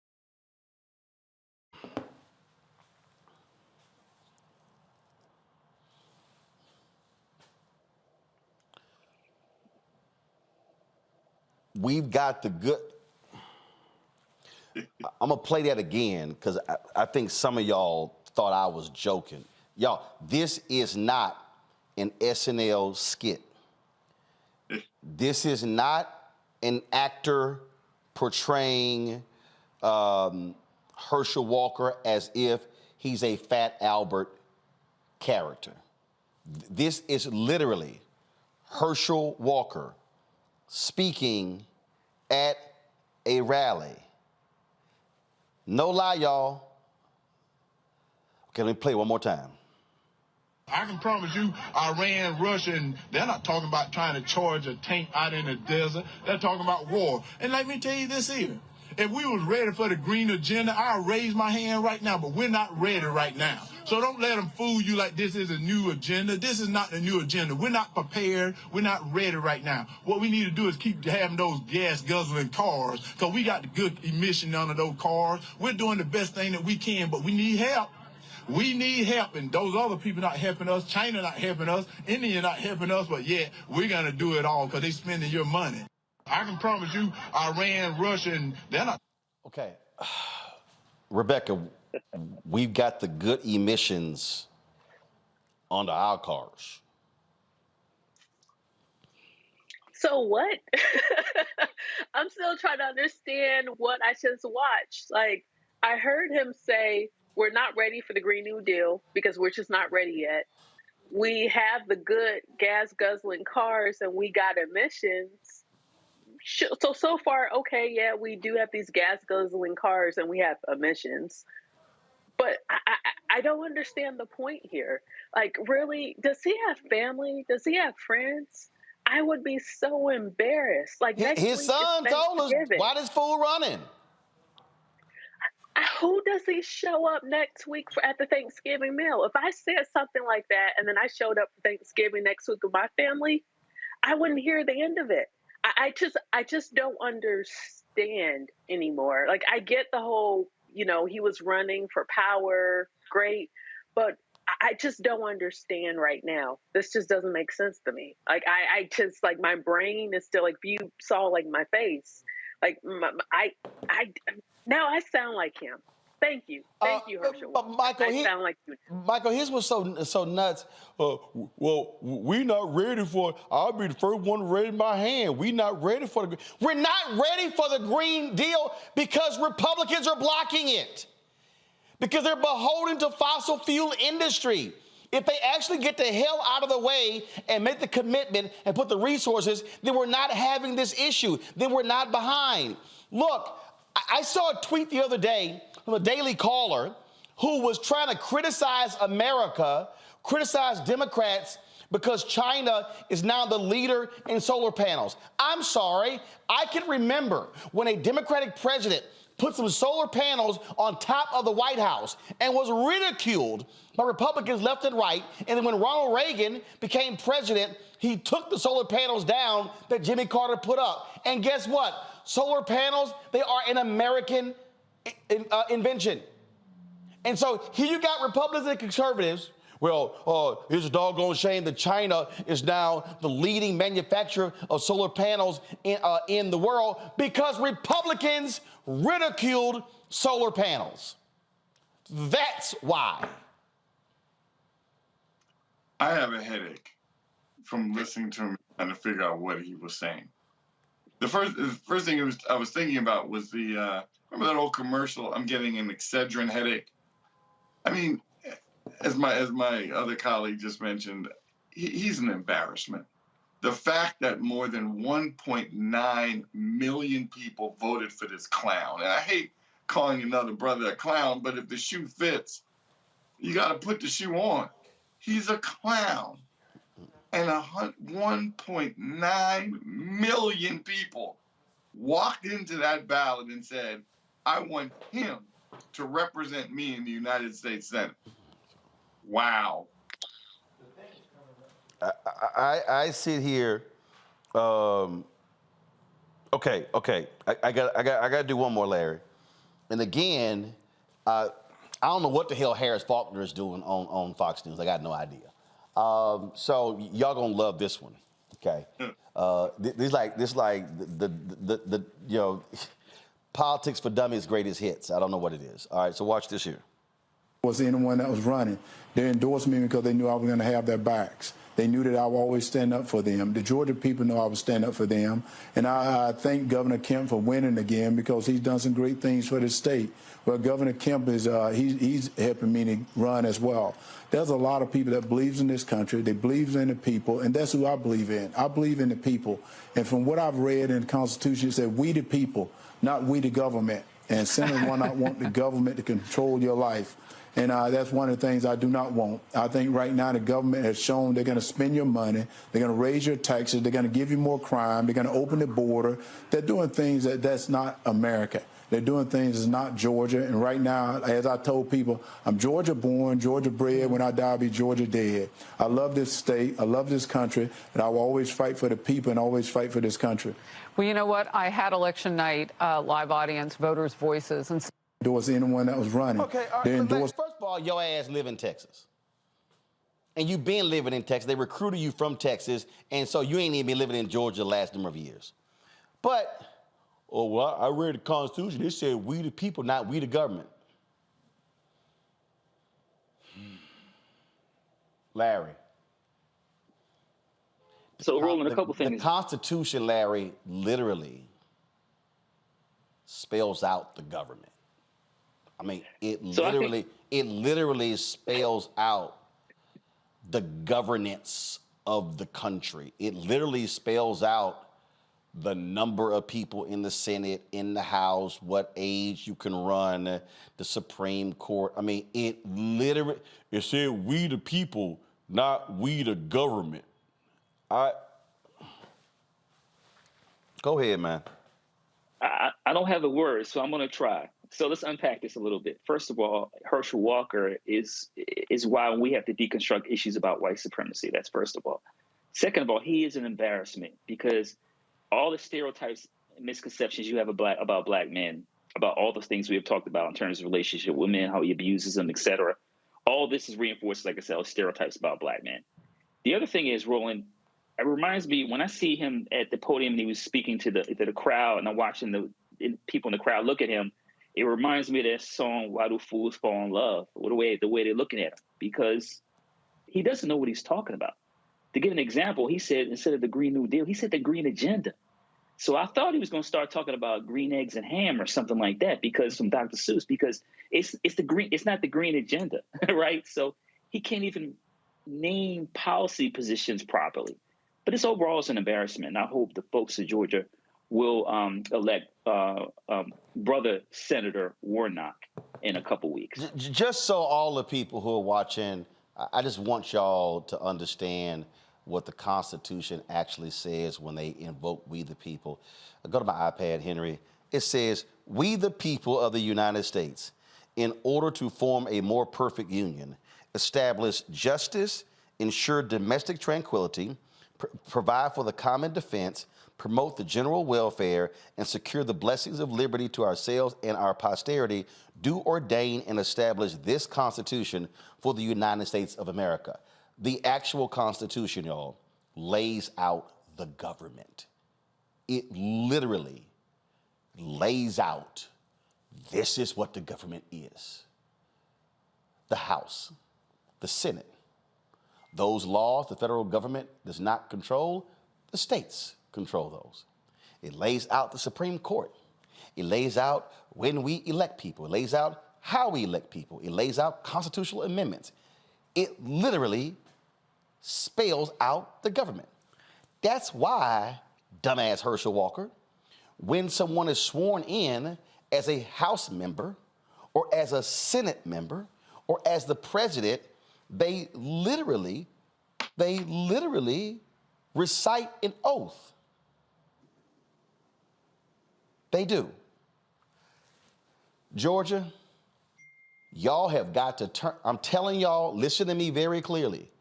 Do not play games when early voting starts or when you have election day on December 6th. These Republicans don't care that he's an idiot. They don't care that he doesn't know what the hell he's talking about. Georgia, don't do like the yahoos idiots in Alabama who elected one of the dumbest people ever in Tommy Tuberville, a former football coach. He's now one of their 2 United States senators. You cannot, I repeat, you cannot let this man anywhere near the United States Senate. You have got to ensure that you are turning out and you are giving money to the Warnock campaign, because I'm telling y'all, what we're dealing with here, and Republicans do not care, we're dealing with this man potentially being one of the 2 Georgia senators. It would then be a tie. If Democrats maintain control and they win, it'd be 51-49. You lessen the power of Sinema and Manchin, and things can get done. But I'm telling y'all, if you play around with the vote, let me be clear. Herschel Walker can win. Rebecca, I keep telling these people, he can win. Don't think for a second. When you get to the runoff, it's 50-50. It's 50-50. If folk don't vote, that fool can be the one as a U.S. Senator, and he'll be there for the next 6 years, Rebecca. The next 6 years. Go ahead. So, a couple things. I don't know much about Herschel Walker's football career. I'm assuming he was a dynamic football player, because that apparently is all that he has. But the other thing, let's talk about the Georgia runoff and the reason why you have runoffs in the South. Runoffs in the South were designed because they thought that Black voters were less likely to show up a few weeks after the general election. That is the sole reason why we have runoffs in the South. So I want to make sure that every Black viewer, every Black voter in the state of Georgia hears me clear. This is a scheme to make sure that you don't show up to vote, that you don't show up to make sure that your voice is counted, to make sure that you don't have a say in our democracy. So I don't care what you have to do, if you have voter fatigue, if you're sick and tired, if you're still upset that Stacey Abrams didn't win. But I am urging you to show up to vote December 6th. Folks, and as a part of that, Democrats have filed a lawsuit in Fulton County to stop a ban on voting on Saturday on November 26th. So the runoff election, again, it's going to be on December 6th, but the early voting begins on November 28th, except there's a provision that says some counties could start on November 26th. Well, now the Republicans have come out and said, oh, no. Because of Georgia law, they say it prohibits early voting on Saturday if a holiday falls within 2 days of it. Under state election law, early voting may begin as early as possible. Early voting, again, could be possible on Tuesday, November 22nd, Wednesday, November 23rd, and Sunday, November 27th. Yet, the Republicans are now saying, oh, Raffensperger and the elections chair said, oh, we made a mistake when we said it could be on November 26th because Robert E. Lee, that traitor, domestic terrorist holiday, is the day before the 26th, and so the law is that way. This, Michael, was by design by Republicans. See, this is what I keep trying to explain to people. What other reason would you pass a law that says you can't have voting within 2 days of a holiday? Why? Because they saw the calendar. They don't want early voting on a weekend because they know folk are going to show up and more Democrats will show up. I didn't even know they had Confederate holidays anymore. I thought. Oh, hell yeah, they do. Tennessee does, Alabama, Mississippi. Look, the Republicans, they celebrate the Confederacy, those white domestic terrorists, more than anybody else. That's crazy. And South Carolina, too. Crazy. Hey, that's crazy. You know, it'll be interesting. I think part of the problem is self-inflicted because whether there's voter suppression, clearly we know there is. But, you know, the issue is, and I heard, you know, when I was talking to some folks in Georgia a couple days ago, I already voted.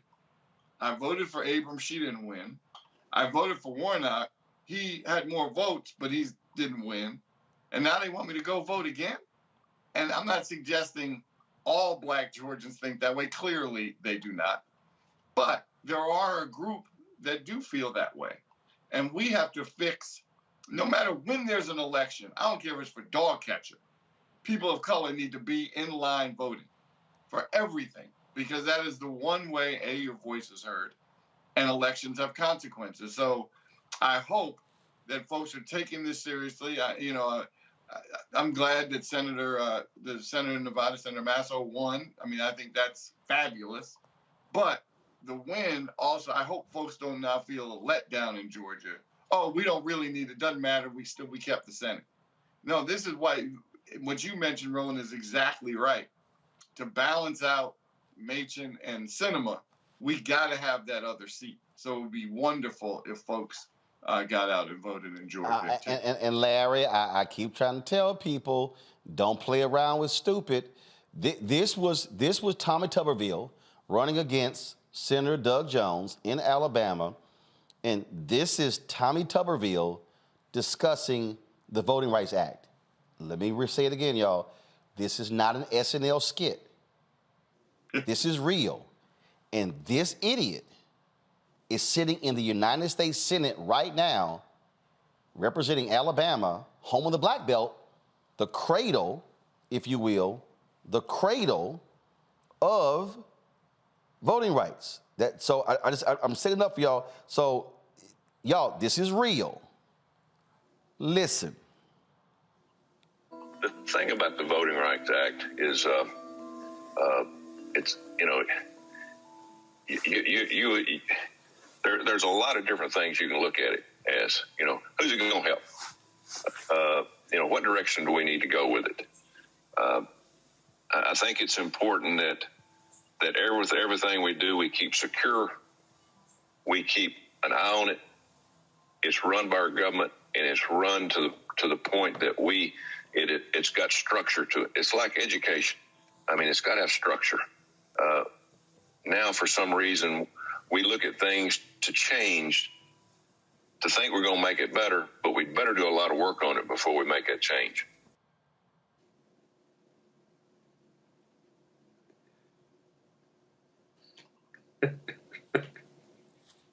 Larry, he actually said education.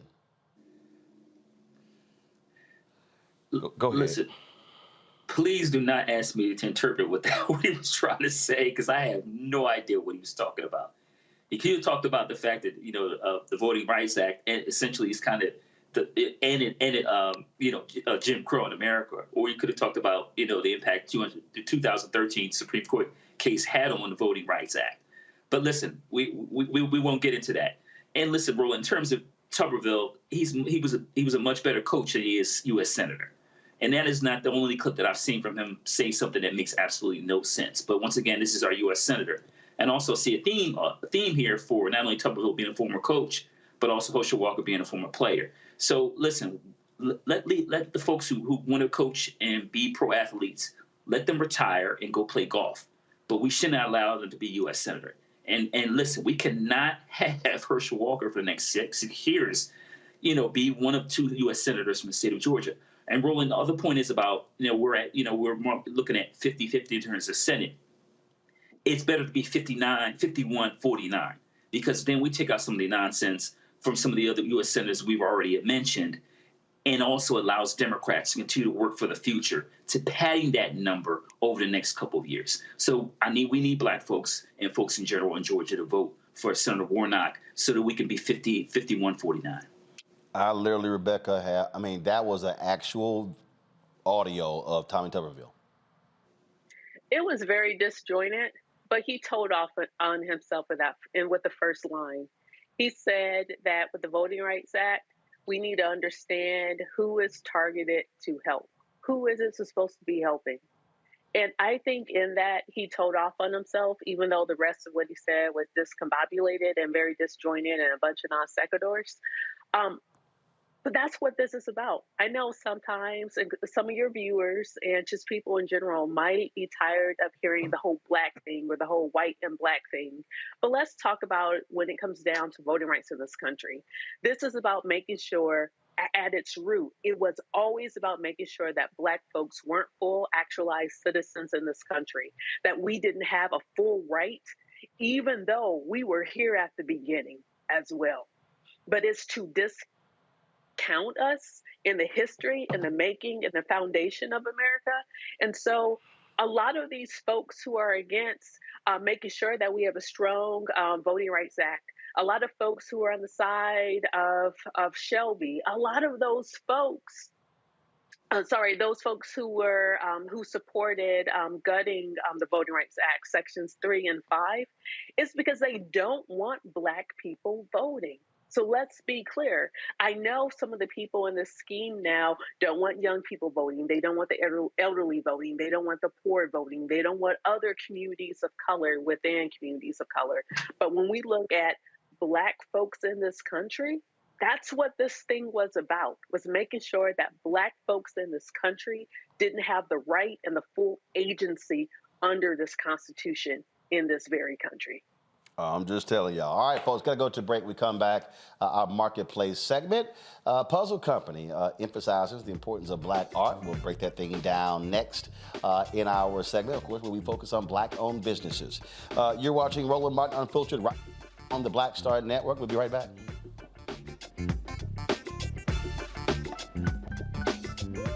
We're all impacted by the culture, whether we know it or not. From politics to music and entertainment, it's a huge part of our lives, and we're going to talk about it every day right here on The Culture with me, Faraji Muhammad, only on the Black Star Network. I am on screen, and I am representing what a Black man is to the entire world that's going to see this. And this might be the only Black man, a representation of a Black man that they see. Right. So I am responsible. Right. For how they see Black men. And it's my responsibility to, if I am not playing an upstanding, honorable, someone with a strong principle or moral core, to make sure that this character is so specific. Right. That it is him, not Black men. And I wish that more actors would realize how important their position is as an actor of color, playing people of color on screen. Because there are people that see us all over the world in these different images that we portray. And not everyone knows Black people to know. Yes. That's not all.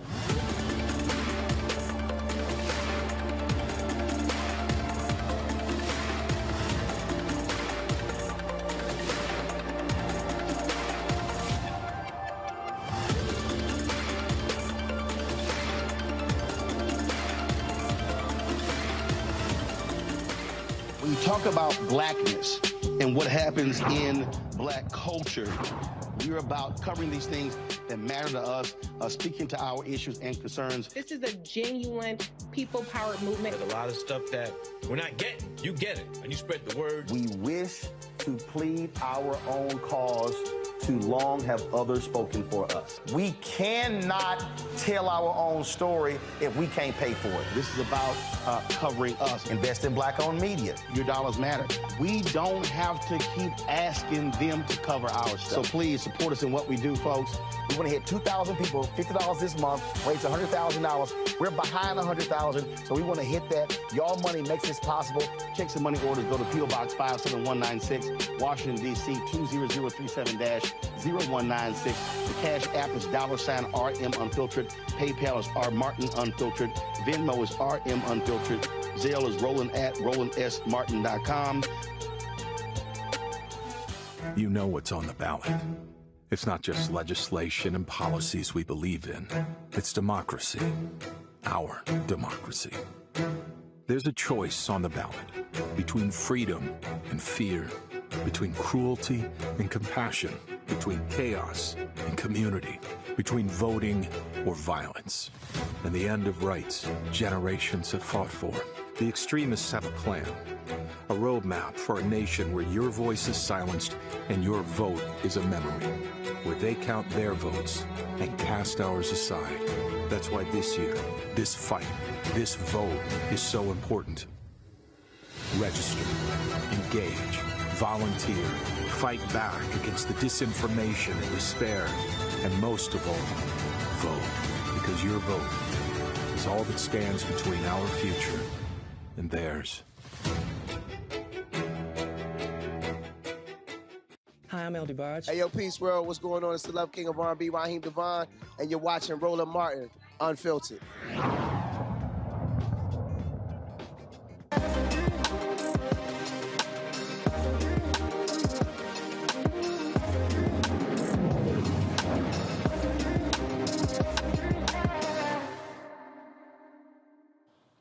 Of course, in our marketplace segment, we always are talking about Black-owned businesses in terms of their products. Well, guess what? Today's guest deals with puzzles. That's right. Now, we've talked about puzzles before, but what they're doing is emphasizing Black art as a part of that. Pretty cool, huh? When you think about that, it's a unique way to get people interested in the art. And guess what? Some $2 billion is spent every single year on puzzles. The company's called Dope Pieces Puzzle Company, and the firm's The Narrative of Black Lives. Chris Hale is the founder and CEO of Dope Pieces Puzzle. Joins us now from Atlanta. So where did the idea start from? Hey, well, I was a puzzler since I was 5 years old. And as I got older, I had a hard time finding puzzles that represented me, people that looked like me, or the culture. I had a really good friend who was an artist, and he was getting ready for a show. He showed me an image of this beautiful Black woman, and it automatically resonated with me. And I was like, this is what we're going to do next. Dope Pieces was born from that. You know, when we think about it, so you're obviously you're trying to solve the puzzle, but it's also teaching and educating and giving people an appreciation of Black art. How many different puzzles do you have? Currently, I have 11 that are available, and we're going to release another 2 to 3 in early January. So always looking for new artists, but absolutely, it is connecting people with art. It's introducing people to art in a new way. It's a conversation piece and a way to bring people together over something beautiful. Absolutely. Questions go to my panel. Rebecca, I'll start with you. Rebecca? Rebecca, you first up with a question. Sure. So can you tell us how we can access your art and get it? Absolutely. You can go to the website, which is dopepieces.art. We are also located in a few stores. If you go to the website, they're listed on there. We're in the Denver Art Museum. I just did a drop-off at the King Center. We're also in Village Retail in Atlanta and a few stores in Maryland. But you can go to the website first. Thank you. And then I have a follow-up question. I noticed like some of my friends, like even like for mental health during the pandemic, they really got into puzzles. And so has that really impacted some of the work that you're doing and with the interest in using this art for puzzles? So I'll tell you honestly, so the pandemic did not affect Dope Pieces as much as George Floyd. When he passed away, a number of people were looking to support Black-owned companies, and they were also looking for themselves within their hobbies. And so that's actually what turned around Dope Pieces. And it really is an opportunity for people to see themselves reflected positively. And it was something that we really, really were looking for at that time. And even with the pieces that are coming up, the image it's showing right now, the journey, it's a family that, is moving forward, the history lesson, and these beautiful pieces by Patrick Doerr, it's an opportunity for people to see themselves and have a positive interaction with art and with the people that they're working the puzzles out with. It's been a really good experience. Larry. Yeah, you talked about, in terms of, during the George Floyd, right after post-George Floyd, in terms of some of the growth we've seen, people want to support Black-owned businesses. We've seen a lot also the last 2-3 years in terms of like these large corporations like Target, et cetera, supporting Black-owned businesses. And I was curious to see if you've had any of these, entities, large corporations reach out to you, any current or future partnerships. Well, absolutely. So I just finished the Target Accelerator program, which they focus on Black and brown businesses that usually don't have the opportunity to get the information that's needed. But absolutely, I've had conversations with the Hawks. I've spoken to people with Target. Actually, I am I'm at Disney World right now, where they are doing segments in an intensive with Black-owned businesses. So absolutely, moving into those avenues and taking advantage of every opportunity. Michael. Ms. Hale, congratulations. Keep up the good work. Thank you. What did you say the website was again? It is dopepieces.art. Dopepieces.art. Dopepieces.art, yes. And then follow me on social media under Dope Pieces Puzzle Company or Dope Pieces. And I live in D.C. Where in Maryland are you located? I know it'll be on the website. So there's a store, Couples Tea. They have another location they just opened, and then Sips. So it's listed on the website. So they're now in 4 locations in Maryland. Got it. Well, keep up the good work, though. The art looks wonderful. Thank you. And I'm so proud. So keep up the good work. Thank you. I appreciate it, and I appreciate the opportunity to speak with everybody today. All right, folks. Again, Dope Pieces Puzzle Company. Check it out. If you like to put together puzzles, here's a interesting way to do so, and also educating yourself and appreciating Black art. Thanks a lot. Thank you. I appreciate it. All right, folks. That is it for us. I am traveling to Las Vegas tomorrow for a conference. Monique Preston is going to be sitting in for me. I'll be here Thursday from Las Vegas, so look forward to that. Folks, don't forget, if you want to support us in what we do, download the Black Star Network app, available on all platforms: Apple phone, Android phone, Apple TV, Android TV, Roku, Amazon Fire TV, Xbox One, Samsung Smart TV. Also, you can support us by joining our Bring the Funk fan club. Your dollars make it possible for us to do what we do. With that segment, you see we feature every Tuesday Black-owned businesses. Every Monday, our Fit, Live, Win segment is, of course, dealing with the issues of health and wellness. And then, of course, Tech Talk is on Wednesdays. Education Matters is on Fridays. Plus, we have our floating segments, our Where's Our Money segment. Remember, you're also supporting this show and 5 other shows on the Black Star Network. And so it's a lot that you're getting for your donation, and so we certainly appreciate if you do. Send a check and money order to P.O. Box 57196, Washington, D.C. 20037-0196. Cash App is $RM Unfiltered. PayPal is R Martin Unfiltered. Venmo is RM Unfiltered. Zelle is Roland@RolandSMartin.com. Roland@RolandMartinUnfiltered.com. And be sure to get your copy of my book, White Fear: How the Browning of America is Making White Folks Lose Their Minds. Available at Ben Bella Books, Amazon, Barnes & Noble, IndieBound, Bookshop, Chapters, Books A Million, Target. You can also download the book on the app Audible, or you can order through your favorite Black bookstore. Again, to my panel, thank you so very much. Always glad to have y'all on the show. Thanks a bunch. Folks, that's it. I will see y'all tomorrow right here, Roland Martin Unfiltered, Black Star Network. Y'all know how we always end the show. Also, first of all, let me thank all of y'all for the birthday comments, text messages, videos. Appreciate all of that. And let me say this here, folks. I know a lot of people get caught up and they think, oh my goodness, people keep asking me what you do on your birthday. Let me actually show you this. Last night, of course, I went to the dinner that took place. It was held at the Four Seasons in Houston. It was honoring my man Chris Tucker, And so we had a great time with him. Dr. Ruth Simmons, the president of Prairie View A&M University. She gave Chris the President's Awards. They also, so he spoke to the students that day, and so they were there also celebrating. And so always good to see my man Chris. Great dinner last night, so congratulations on all that he has done for Prairie View A&M University, and Dr. Ruth Simmons, who is doing an amazing job. She steps down, retires in June as a president of Prairie View A&M University, so I appreciate her inviting me to that dinner. And so that's how I celebrated my birthday. And I tell folk, you don't have to, you can party later. You don't have to do stuff on the day of your birthday, but you know, we still get the work in. And so it was great to be in my hometown, Houston, seeing him, but also seeing my frat brother as well, the mayor of Houston, Texas, Sylvester Turner.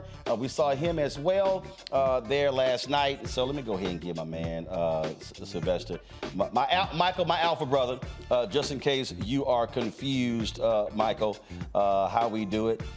So we were all there, and let me see. I'll pull it up in a second. I'll find the photo and show it. Do I have it on this phone here? See, y'all, this is what happened. You got all these phones. And you're always getting them mixed up. So let me see here. If I can show y'all real quick. Let me go right here. All right, Roku. We got it. And so here is a photo of my man, Mayor Turner, with Chris Tucker.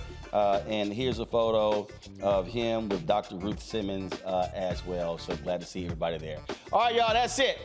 I'll see y'all. Y'all take care. Holla!